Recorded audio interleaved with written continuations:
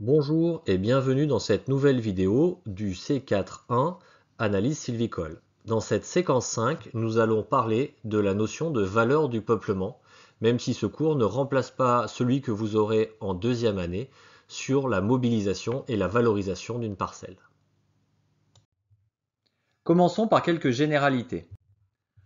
Le bois est constitué de duramen et d'aubier. Le duramen est la partie centrale de l'arbre. C'est la partie morte du bois, c'est-à-dire qu'elle ne joue plus de rôle actif comme celui de la conduction de sève. Par contre, elle va jouer le rôle de support pour l'arbre.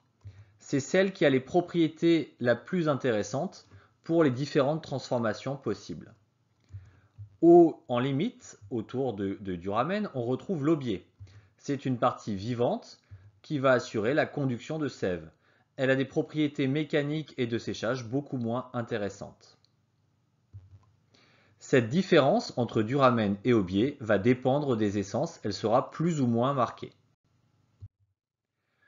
Petit diamètre et qualité médiocre vont pouvoir servir en bois énergie, quel que soit d'ailleurs le type de bois, duramen ou aubier. Donc on va retrouver du bois bûche, bois de chauffage, qui est principalement feuillu et qui va être valorisé de manière assez intéressante pour les petits diamètres feuillus. Et on retrouve plaquettes forestières et granulés pour feuillus et résineux. Ce sont des débouchés en plein développement. Cela va continuer à se développer avec le remplacement des énergies fossiles. On a ici une source d'énergie de chauffage en particulier renouvelable.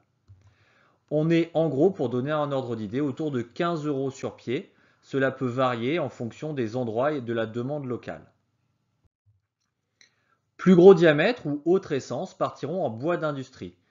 En gros, il va y avoir trituration, c'est-à-dire destruction de la structure du bois, pour récupérer la pâte à papier ou des particules qui vont être utilisées dans les panneaux.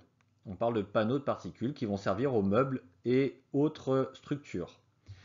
On est également autour de 15 € sur pied. On voit que là, il y a un peu plus de résineux concernés par le bois d'industrie.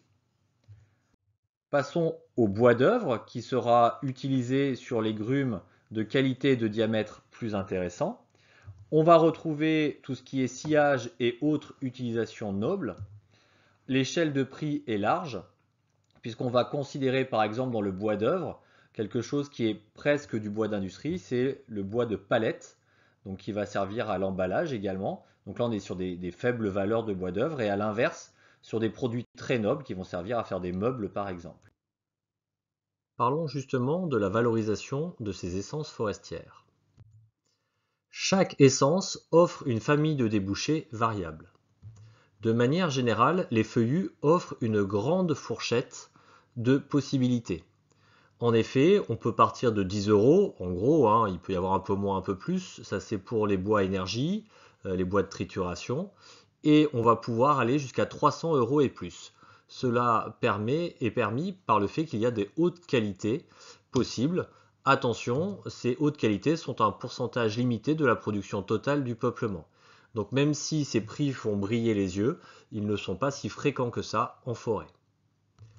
A l'inverse, pour les résineux, l'échelle est moins large. On part toujours de 10 €, mais on va monter vers une centaine d'euros le mètre cube, même si ponctuellement on peut monter plus haut.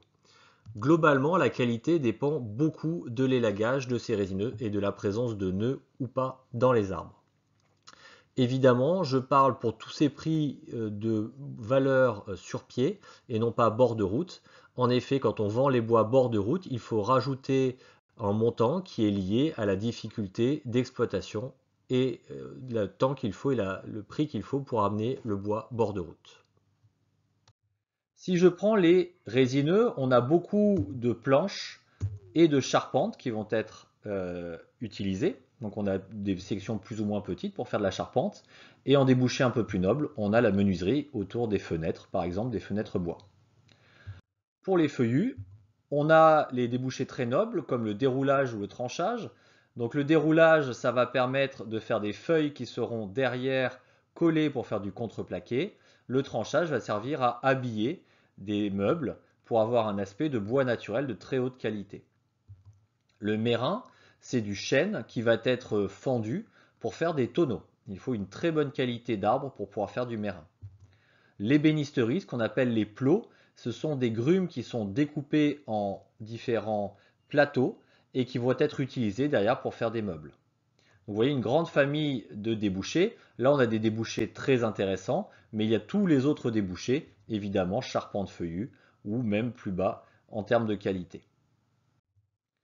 Parlons maintenant des dimensions et formes de l'agrume qui sont indispensables pour juger de sa qualité. Donc le diamètre de l'agrume est un point clé de la possibilité de valorisation. En gros, pour faire du bois d'œuvre, il faut au minimum fin bout, c'est-à-dire au bout de l'agrume, 20 à 25 cm. Un optimum, si on regarde à 1,30 m, sera de 45 à 50 cm pour les résineux et autour de 60 cm pour les feuillus. Ça veut dire qu'à 1,30 m, hauteur de mesure au compas donc, on a un diamètre plus faible qui est recherché chez les résineux. En effet, ce n'est pas la même famille de débouchés et donc les diamètres sont moins gros, enfin sont demandés moins gros. Il y a cependant une demande en très gros diamètre qui augmente chez les résineux de très belle qualité. De la même manière, chez les feuillus de très belle qualité, on peut bien évidemment aller plus loin que 60 cm pour mieux valoriser des gros volumes. La longueur de l'agrume joue moins dans la valeur. En effet, les plus grandes valeurs sont dans les premiers mètres. Donc ça veut dire qu'en gros, avec une bille de 6 à 8 mètres dans du feuillu ou dans du résineux parfaitement élagué, on a déjà une très belle valeur par rapport au volume total de l'arbre. Au-dessus, on retrouvera de moins bonne qualité qui valent moins au mètre cube. Un bon volume unitaire est un atout pour la valorisation du peuplement. On voit ici pour le chêne, plus l'agrume est de volume important, plus la valeur sur pied est importante. Donc ça, c'est une moyenne autour de différentes qualités. Donc on a une relation volume unitaire-prix qui n'est pas parfaitement linéaire pour toutes les essences. On peut avoir un optimum. Ici, par exemple, le Douglas, en 2019, on voit qu'il y avait un optimum autour de 1,5 m³ sur l'agrume parce que des plus gros volumes avaient une tendance à correspondre à des plus gros diamètres pour lesquels il n'était pas forcément simple d'avoir une bonne valorisation. Attention, ce sont des prix moyens, car des très beaux Douglas de 3 m³ peuvent se vendre beaucoup plus que 60 € le mètre cube. Là, on est sur une moyenne. L'agrume doit être rectiligne et cylindrique. Donc, au-delà du diamètre de sa longueur ou de son volume unitaire, on doit avoir des bonnes qualités en termes de rectitude et de cylindricité. Tout autre cas entraîne une dévalorisation. Un arbre penché, par exemple, on aura un problème de cœur excentré, ce qui va entraîner de moins bonne qualité du bois. On peut avoir des problèmes de fourche qui vont diminuer la taille de l'agrume de qualité, des méplats avec des arbres qui ne sont pas cylindriques, bref, tous ces éléments entraîneront une perte de qualité et donc de valeur. Parlons maintenant de l'élagage, qui est une notion très importante pour la qualité des bois. Les branches latérales entraînent la formation de nœuds dans l'agrume. Cela se passe à la base des branches. En effet, la branche est quelque chose qui va être perpendiculaire là, dans l'exemple à l'axe du bois. Ça sera le cas aussi pour des branches inclinées. Et donc, on va avoir le bois du tronc qui va se former autour de cette branche et entraîner la formation de nœuds. Ces branches vont disparaître soit par élagage naturel, soit par élagage artificiel. Donc l'élagage naturel, dans un premier temps, absence de lumière qui va entraîner la mort de la branche. Puis l'écorce se décollant, les champignons vont pouvoir attaquer, une pourriture va se faire, la branche va être beaucoup moins résistante et va finir par casser et par tomber. L'élagage artificiel, on va remplacer tout ce mécanisme qui peut prendre plusieurs années par une coupe à la main de la branche qui dépasse du tronc. Dans les deux cas, il doit y avoir derrière une cicatrisation au-dessus du nœud. Ça veut dire qu'on n'annule pas la présence du nœud à l'intérieur. Par contre, le bois va pousser par-dessus et on va avoir un bois net de nœuds qui se forme. Pour que l'élagage artificiel soit intéressant, il faut donc s'y prendre tôt, car sinon on aura des nœuds présents presque jusqu'à la surface et donc un élagage qui n'aura servi à rien. Les nœuds sont plus ou moins dévalorisants. Donc on est ici sur un exemple avec beaucoup de nœuds tout au long de la bille. On va prendre en compte le diamètre du nœud, la densité, c'est-à-dire le nombre de nœuds par mètre, et le type de nœud. En effet, il y a différents types de nœuds. Les nœuds noirs, ce sont des branches mortes qui entraînent la formation donc de nœuds noirs qui sont fortement dévalorisants en termes d'aspect esthétique ou même de résistance mécanique. Les nœuds sains correspondent à des branches vivantes. Donc là, on a un nœud qui se forme, donc une irrégularité du bois qui n'est pas forcément gênante d'un point de vue esthétique. Dans certains cas, c'est même quelque chose qui est recherché. Là, dans l'image qu'on a à gauche, avec notre épicéa, on voit bien que ce sont des nœuds noirs puisque les branches sont mortes. Certains bourgeons dans l'écorce peuvent entraîner la formation de gourmands. Ce sont de nouvelles branches qui naissent sur le tronc. Donc, cela concerne certaines essences. On pourra souligner par exemple chêne et châtaignier qui sont très sensibles. Ces gourmands, ils peuvent apparaître en cas de mise en lumière du tronc ou éventuellement de stress. Donc quand on en voit, c'est jamais bon signe, même si ce n'est qu'un problème sur les périodes longues. En effet, un gourmand qui vient d'apparaître ne marque pas le bois en profondeur. Par contre, un arbre qui pousserait longtemps avec des gourmands, aurait un bois marqué sur toute la période où il a des gourmands. Donc ça peut faire plusieurs centimètres de diamètre marqué par les gourmands. Et là, on a une forte perte de valeur. Les autres caractéristiques qui vont être prises en compte rapidement, car vous allez les détailler dans des cours spécifiques, on peut travailler et réfléchir sur la notion de vitesse de croissance. Plus un arbre pousse vite, plus on perd de la qualité avec une perte de propriété mécanique.